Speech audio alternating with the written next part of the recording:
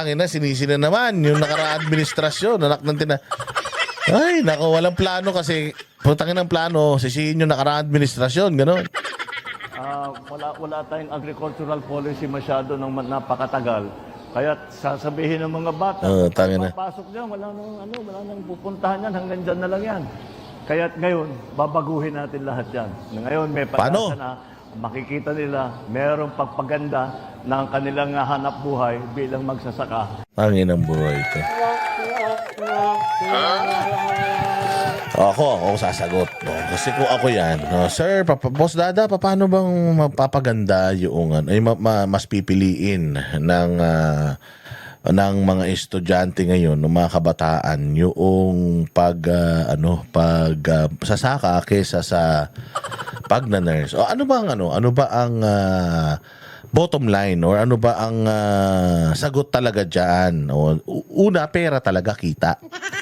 Mas malaki ang kita ng mga engineer, mas malaki ang kita ng mga nurse, mas malaki ang kita ng mga piloto, mas malaki ang kita ng mga congressman, ng mga senador, di ba? Kasi lahat gusto na maging congressman eh. Kasi putya ka ba naman, pag nanalo kang congressman, biglang magkakaroon ka ng magagandang relos. So lahat ng mga kabataan ngayon, yan na interest, di ba? Nasa IT na. Kumbaga, wala nang interes sa pag-agrikultura dahil nga maduming trabaho, mahirap na trabaho, ang tagal-tagal mo mag-aantay, tapos walang kita. So, kita. Yun naman talaga ang unang-una, kita, pera. So, ang pinakamagandang sagot dyan, gagawin nating competitive ang kitaan sa agrikultura. Oo, magpapasa tayo ng batas para yung agricultural sector ay mas yumaman yung mga magsasaka natin. Imbis na yumayaman yung mga retailer, yung mga bumibili ng palay, mas magiging mayaman yung mga nagtitinda ng palay, lalong-lalo na yung mga nagtatanim. Kung ako ang presidente, ang gagawin ko, bawat magsasaka sa Pilipinas, irerehistro ko. At bawat magsasaka, merong allowance sa gobyerno, 100,000 monthly.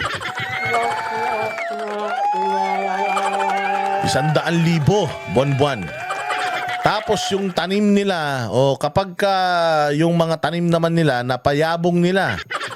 Pag napayabong nila yung mga bigas nila, bibilin natin ng 100 ang 1 kilo.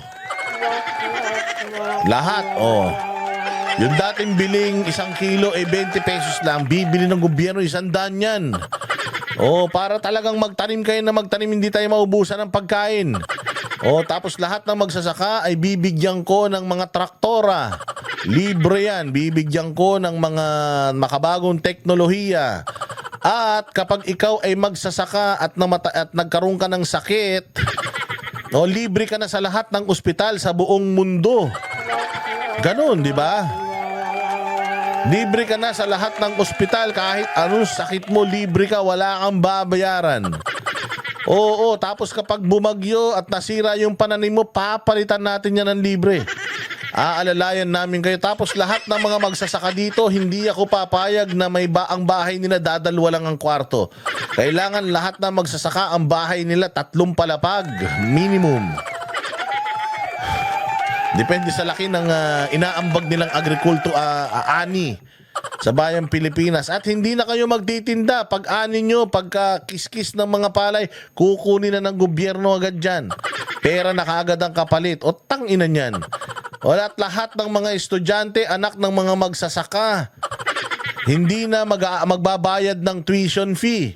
At lahat ng mga anak ng magsasaka, kapag nag-aral sila ng ibang kurso, putyang yan, 5 beses ang tuition. Pero kapag nag-aral sila ng agricultural courses, libre sila sa gobyerno. Magtatayo ko ng agricultural school sa buong Pilipinas. Kukunin ko lahat ng mga magagaling magtanim, magiging teacher dyan. Tapos libre mag-aral ang mga estudyante. Ganun. Yan, wala kang kwenta eh. Napakadaling mag-isip. Hindi ka gumagamit ng isip. Kasi nga ang tanong, paano magiging kaakit-akit? Parang tayo, naakit tayo sa maganda, di ba? Maakit ka ba sa pangit? Hindi naman. So pagagandahin mo agrikultura. Bigyan mo sila ng mga bagay na mapapaisip sila ay putya pag nagtanong ka sa bata yung ginawa mo yung mga papagawa ko, yung mga plano ko, pag nagtanong sila, anong gusto mo maging paglaki mo? Maging magsasaka po. Bakit? Kasi po mayayaman ang magsasaka sa Pilipinas, ganon. Payamanin mo yung magsasaka, hindi yung mga may-ari ng mall, may-ari ng ganito, ng ganyan, yung mga vape shop. Ang payamanin ninyo yung mga magsasaka natin. Tingnan ko lang kung hindi lahat yan naging gusto magsaka. Hinaan nyo mag-isip. Inang yan. Napakadaling yan. Napakadaling nito. Napakadaling sagutin yan. Kung talagang may plano kayo sa Pilipinas, it just shows. Wala talaga kayong plano sa Pilipinas. Ito naman yung isang balita natin. Patungkol kay Eden. Si Eden kasi sinibak at gusto raw ipasibak, pero ang Malacanang press corps, MPC, mukhang ayaw pumayag. Sumulat daw ang PCO sa Net25 na palitan si Eden. Bakit palitan? Kasi daw may protocol daw na hindi sinunod. So, lumapit daw kay presidente. Tangina, wala nang lumalapit diyan. Reporter naman yung lumapit. Nagalit pa kayo. Pasalamat kayo ngayon, may lumapit pa eh. Ako kahit makita ko yan, baka sipain ko pa yan eh. Hindi ko lalapitan niya, wala naman ako matututunan dyan. Eh, kung tinan mo kung ginagawa, tanungin mo tungkol sa Pilipinas, anong plano niya, mabubulol ng mabubulol. Hanggang sa matapos yung pinag-uusapan, hindi na siya naintindihan, ayaw nang ulitin. Ganyan ka walang kwentang tao yan. Pasalamat nga kayo, nilapitan pa ni Eden yan eh. Baka nga magkaketong pa si Eden, mahawa pa siya sa kabubuhan yan pag kinausap niya yan. So gusto nila sibakin si Eden kasi nga matindi yung mga katanungan ni Eden dito sa bobong PCO USEC spokesperson. Kasi nga critical yung mga tanong. Sabi ko nga sa inyo, si Pangulong Duterte, sila Doris Bigornia, lahat puro critical magtanong kay PRD yan. Pero si PRD kaya niyang dalhin. Si PRD pa yun ito spokesperson pa. Ang alam ko si PR Nada natanggal din yata dati eh. Oo, pero ang alam ko meron talaga siyang nilabag kaya tinanggal yan. Pero ito si Eden, tatanggalin mo dahil siya lang yung nagtatanong sa iyo ng critical. Lahat ng mga mainstream media na nandiyan dyan, pag nagtanong sa iyo parang pangchismosa lang. Tingnan ninyo kung bakit nito pinatatanggal si Eden. Pinahirapan ni Eden to eh. 2022 hanggang May 31, 2025, umabot na sa 4,027 barangays ang naideklarang cleared sa illegal drugs. Wow, palakpakan. Oo, 4,000 barangay daw yung na-clear. Ha? Sa dami ba naman yan? Di ba? Sa dami ba naman yan? Dapat at least alam mo man lang kung kahit 5 o 10 barangay. Alam mo sa puta, ilang libong barangay yung drug-free? Dapat man lang kahit papano 1, 2, 3, 4, 5, medyo alam mo kung anong barangay yan. Tinan mo, tanong ni Eden. May we know po kung anong mga barangay kahit ilan lang po, no? Yung 427,000 na binabag. 427,000? Ang tanong lang ni Eden, kahit ilan lang po magbigay kayo ng barangay na drug-free. Puta, 427 barangay drug-free? Tangin na yan, hindi yan yung totoong naririnig ko sa kalye. Diyan lang yung barangay namin dyan sa Cubao, ang dami ng adik ulit. Yung sinasabi ni Benny Abante na yung distrito daw niya, drug-free. Putang ina, hindi naman totoo. May mga taga Santana akong kilala. Sabi nila, may adik pa rin. Mas dumami nga ngayon eh. Alam mo yung, putang ina kasi yung binabalita nitong gobyerno na to, basta may masabi lang, wala naman talaga silang pruweba. Tatinan mo, ilan po, kahit ilan lang, magbigay ka ng example ng mga na mga drug-free na barangay. Tinan mo sagot. Banggit ninyo na na-cleared na sa illegal drugs. Okay, sa ngayon, yan pa lang po ang ating natanggap at wala po tayong detalye patungkol sa barangay. Utang ina niyan. Bakit mo binabalita? Wala ka pa palang detalye. Tinan mo, ganyang kaboba yan si Claire Castro. Ganyang kagaling si Eden. 400,000, bigay ka nga kahit 3. Utang ina, kahit isa walang naibigay. Pakayabang nyo. Kahit isang barangay, wala kayo. Barangay 164. Tsaka barangay 772. Di ba? Kahit man lang 2. Parang yung war on drugs lang yan. 30,000 daw yung namatay sa war on drugs. Pag tinanong mo sila, anong pangalan ng 30,000? Wala pa, hinahanap pa namin. Basta sa ngayon, meron kaming hawak 40. 40 tapos yung other 26,000. Hindi, yung other 29,600, 660. Oo, ay hindi pala, 40 piraso, di ba? 29,900 995. 50 na lang, 950, 29,950, hinahanap pa namin sila. Hinahanap pa namin sila, hindi pa namin makita. But for now, meron kami 40 na ngayon. May 40. Ganun din yan eh. Umantakin mo, 400,000 na barangay, ang drug-free na. So ilang, sa barangay, magbigay nga kayo ng sample kung sino-sino mga barangay yan. Wala pa kami nung detalye. Puta, wala kang detalye ng barangay, pero meron ka ng detalye ng numero ng barangay na drug-free. Kaya sabi ko nga, tinik talaga sa lalamunan dito sa Eden eh. Lalo na ganito katanga yung press corps. Ganito katanga yung spokesperson. Ganito kaulul. Magiging tinik talaga sa lalamunan si Eden at mapapahiya ang gobyerno. Sabi ko, instead of tanggalin nyo si Eden, tanggalin nyo tong tangan to. Ito si Claire Castro ang tanggalin nyo dyan dahil yan ang walang utak. Walang tinatanong na tanga si Eden, puros maayos ang tanong. Tsaka, yung sinasabi niyong protocol, nag-break ng protocol. Ito, nagbi-break ng protocol. Kasi hindi naman niya trabaho ang maging tagapuna ng Office of the Vice President, pero yun yung araw-araw niyang ginagawa. Kaya nga sabi ko, kung meron dito na hindi ginagawa yung kanyang trabaho, ito yung gagong to. Itong tanga na to, yan yung hindi gumagawa ng trabaho. Si Eden, ginagawa niya yung trabaho niya. Yan ang trabaho ng media, magtanong. Hindi ba? Ang trabaho ng PCO, isabihin lahat ng mga gandang proyekto ng gobyerno, yung hindi peke, yung katotohanan. Kita mo, pag nasusukol, anong nangyayari? Si Risa Ontiveros, nasukol, anong ginawa? Instead, idemanda yung nagdemanda, yung nagsasalita ng hindi maganda sa kanya, si alias Rene, imbis na yun ang idemanda. Ang idinimanda, yung mga mainstream personalities, social media personalities na kine-question lang din siya.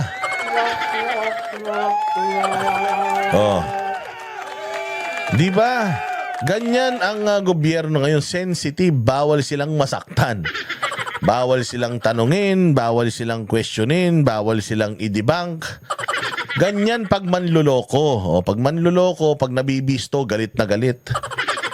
Instead, patunayan na maayos itong pamahalaan na ito, anong ginagawa nila? Yung mga kritiko, they are silencing it in the guise na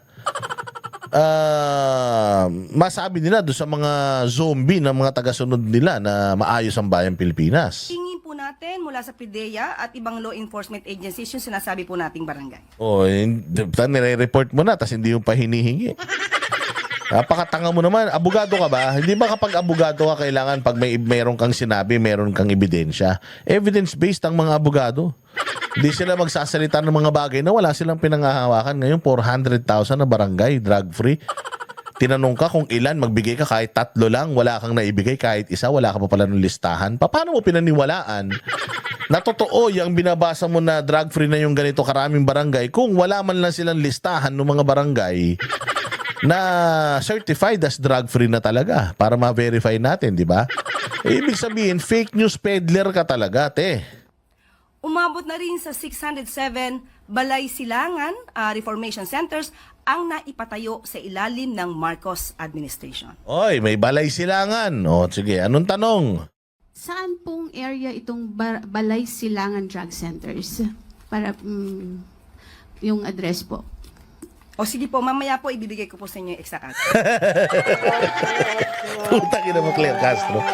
Inutil ka talaga. Dinidiscuss mo na, wala ka pa palang hawak na address.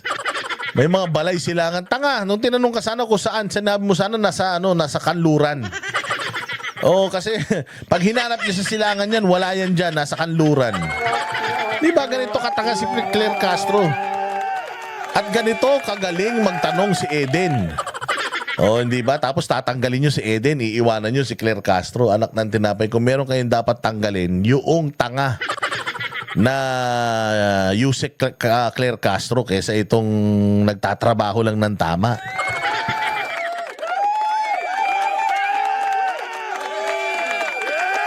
Ito pa isang kabulbulan nila. Isang kabulbalan nila, missing sa bungero. Putya yan, yung isa daw dyan. Nasangkot. Putya, kasama nitong PCO. Sabi sa inyo, ano to eh. Itong PCO secretary natin na to, si J. Ruiz. Putya, ano to eh. Kakaiba ang pagkatao nito, hindi ba? Naunang, ano yan, naunang nabisto na yung contractor yan na sa gobyerno. Kaya sabi nga niya, hindi na ako member niya, hindi na ako nag-divest na ako, so on and so forth. Tapos ngayon, ito. Bakit ko ipapakita to? Pero tingnan niyo muna yung balita. Tapos gusto ko lang na maipakita sa inyo gaano ka-ipokrito gobyerno. Na minsan nang nakasama ni PCO Secretary J. Ruiz sa isang event. Ang isa sa mga dawit sa missing Sabongeros case. Oy, dawit sa missing sa bungero. Kasama ni J. Ruiz. Baka alam ni J. Ruiz kung nasan. Na si alias Brown. Sa dami ng pangalan na nakakaladkad, ano nga ba ang kinalaman nila sa lumalalim na misteryo? Narito ang agenda report ni Ivy Reyes. Hindi itinanggi ng Malacanang na nakasama nga ni Presidential Communications Secretary J. Ruiz si Alan Bantiles o alias Brown na napipintong tumistigo rin umano laban kay Atong Ang sa missing Sabongeros case. Ang nakausap po natin mismo ay si Secretary J. Ruiz. Lang nga naman nakausap mo yung kapitbahay niya. Natural, si J. Ruiz ang topic. Di si J. Ruiz yung kakausapin mo, inutil. At tinanong natin kung ano yung affair. Kung saan siya naroroon at nakuhanan ng litrato. Ayon sa kanya, ito daw ay kaarawan ni ng isang social content creator, social media content creator. At kung siya man ay nakumbida, ito ay kanyang... Baka si Boss Toyo yan. Sabihin mo sino. Sabihin mo si Boss Toyo. Birthday ni Boss Toyo. So sa birthday ni Boss Toyo, nandyan yung mga tao na yan, ganon. Sinong social media personality ba yan? Ang close lang naman sa inyo na social media personality si Boss Toyo, di ba? Kasama yan sa media team nyo, di ba? Kasama nga yan doon sa palabas niya. Diyan sa IBC 13, di ba? Tama? Di ba? So, kaibigan niya si Boss Toyo. Si Boss Toyo, kaibigan yung mga testigo sa missing Sabongero. Si Boss Toyo na nagpo-promote ng sugal. Tama ba? Hindi ko alam kung totoo. Pero tinatanong ko lang.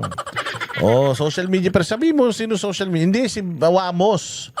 Hindi si Kong TV. Si Malupiton. Pwede mong gawin. Kaya si Boss Dada. Sabi mo kung sinong yan. Sinong social media personality yan. Sige. Ganito yan Ako may birthday. So yung iimbitahin ko, yung mga kaibigan ko. At usually yung mga kaibigan ko, magkakaibigan din yan. Kasi hindi naman ako mag-iimbita sa birthday ko ng magkakaaway. Siyempre, imbitahin ko sa birthday ko yung magkakabate. Pinaunlakan. Pero kung sino man yung mga nakasama doon, na kinumbida nung nagse-celebrate ng birthday, hindi na po niya hawak yon. Nang humingi ng reaksyon ng Billionaire News Channel kay Bakit hindi ka, ba't binlock mo? J. Ruiz, ba't gano'n? Sumagot ka. Anak ng tinapay, yan ang sinasabi ko pag mga illegal iwas ng iwas. Ruiz mismo, mistulang blinock niya ang mensahe sa isang social media platform. Di ba galit ka sa fake news? Magtatanong sa iyo ng balita, ayaw mo magpa-unlock. Ba naman yan? Sinubukan natin na muling humingi ng tsansang makapanayam si Ruiz, pero wala pa itong sagot sa ngayon. Si Jose Claire Castro naman, hindi raw alam na may ganitong pangyayari. Hindi ko po yun natanong mismo kay Secretary J. So, aalamin natin kung paano ba nangyari na kung tawag ba yon? Text or what? Message, ma'am. Message and then, so, tanongin po. May message, tapos hindi, tas binlock. Wow! Ano pat naging PCO secretary ka kung isnabero ka? Natin, hindi ko po yan na itanong. Ngayon ko lang po yan narinig. Sa mga litratong nakalap ng Billionaire News Channel, makikita ang ilan sa mga personalidad. Di ba? Ayun si Boss Toyo. Nasa ibabaw, ayun yung ayun, tuturo ko. Ayun, ayun. Ay, hindi, ayun. Yung nakaitim na may blondie yung buhok. Di ba? Magkakaibigan yan. Tayo na-involve sa sugal yung mga yan. Di umano. Kasama ni alias Brown, si sina Ruiz, Senator Erwin Tulfo at Ako po si Erwin Tulfo. Oy Erwin, puta, di ba galit kayo sa mga kriminal? Galit kayo sa mga satanas? Putang ina, ba't kasama nyo na sa picture yung mga satanas? Ayan, si Bustoyo. Ayaw nyo pa kasing sabihin kung sino yung, sino yung vlogger eh. Arturo Atayde at dating Ilocos Sur Governor Chavit Singson. Hindi rin sumagot ang kampo ng mga Atayde tungkol dito. Pero Ako, pati si Atayde. Kaya pala pumirma kay BP Sara si Atayde. Yung asawa ni Mendoza, putang ina, kalaban pala talagang hayop na yan. Eh, puros naman pala mga, connection nyo, puros mga kriminal pala eh. ayon sa reliable source ng BNC na malapit sa isa sa mga nabanggit, konektado ang mga pangalan na ito dahil trusted right-hand man daw ni Atayde si alias Brown. Business partners sina Ruiz at Atayde sa art gallery na Sentro Artista. Nako po! O, kita mo, hindi ba konektado kayo? Di ba? Magkakakonektado kayo. Magkakasama kayo sa picture, ibig sabihin magkakakonektado kayo. Di ba ganyan din naman kayo, di ba? Si PRD, nakasama sa picture. Yung drug lord daw. Puta, drug lord na si Pangulo dahil kasama sa picture. Noong kasama niya sa picture o may nagpa-picture si Alice Go sa bahay niya, putya, parang pinalalabas siya na ang hari ng Pogo. O paano ngayon ito? Si Jay Ruiz, merong picture kasama yung mga mamamatay tao. Oh, tapos pinagkakatiwalaan siya ni Bongbong. Anong ibig sabihin nun? Na-connect. Kaya nyo siguro tinatrabaho itong missing sa bungeros na to dahil puta meron kayong business dito, business as usual dito. Baka magkakasosyo kayo dito, kaya pinipin down nyo si Atong Ang. Oo, baka mamaya may mga satangin na talaga, ibang klase, no? Involved na sa drugs, involved pa sa sugal. Ang lahat ng bisyo talaga, inani ninyo. Mga hayop talagang mga nasa gobyerno natin, Kasama sina QC 3rd District Councilor Jeline Lumbad at businessman Joseph Lumbad. Noong broadcast journalist pa si Ruiz, nakasama nito si Joseph Lumbad sa kanilang himpilan. Ayon sa source, isa si Lumbad sa mga unang partners na ngayon suspect na sa kaso na si Charlie Atong Ang. Ito umano ang nagpasimula ng isabong ng World Pit Master Cup na pag-aari ni Ang. Para sa agenda, Ivy Reyes. Nako po. At yun nga mga kababayan, anong masasabi niyo sa balitang ito? Maaring ihayag ang inyong opinyon at kuro-kuro sa comment section sa ibaba. Huwag din kalimutang mag-like, mag-subscribe at mag-share sa bidyong ito. Maraming salamat sa panonood.